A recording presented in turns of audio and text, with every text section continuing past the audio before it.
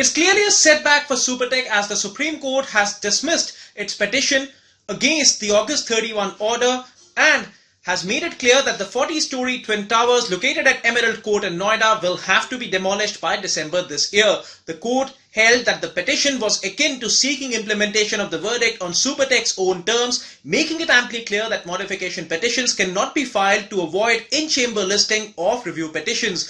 Supertech wanted demolition of only one tower instead of the two ordered by the Apex Court, claiming that demolition of even one tower would have met building safety norms.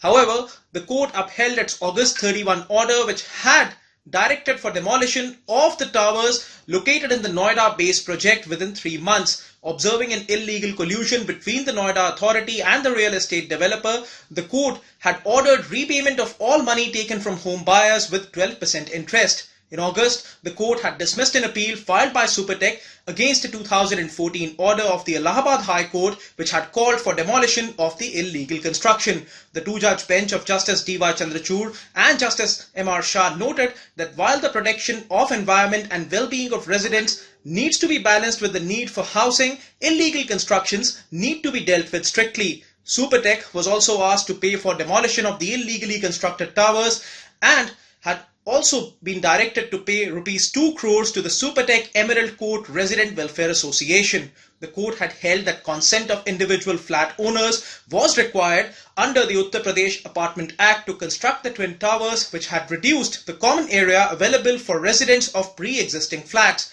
The Apex Court accepted the finding of the High Court that the sanction given to the project by the Noida Authority in 2009 was illegal as it violated fire safety norms, the National Building Code and the minimum distance requirement between individual buildings. The two towers to be demolished, Apex and Sian, have a total of 915 apartments and 21 shops, out of which 633 flats were booked by home buyers. Commenting on the plight of home buyers, the court had observed that their quality of life was affected the most, yet confronted with the economic might of developers and the might of the legal authority wielded by planning bodies, the few who raised their voices had to pursue a long and expensive battle for rights with little certainty of outcomes. The residents of the Supertech Emerald Court had moved the Allahabad High Court challenging the construction of the two new towers, saying that they were not a part of the initial plans shown to the home buyers. The court had observed that the sanctioned plans had not been disclosed even to the Resident Welfare Association, even when a notice was issued, that minimum distance requirements were being flouted and no action was taken. The Resident Welfare Association had claimed that it was sheer illegality on the part of Supertech.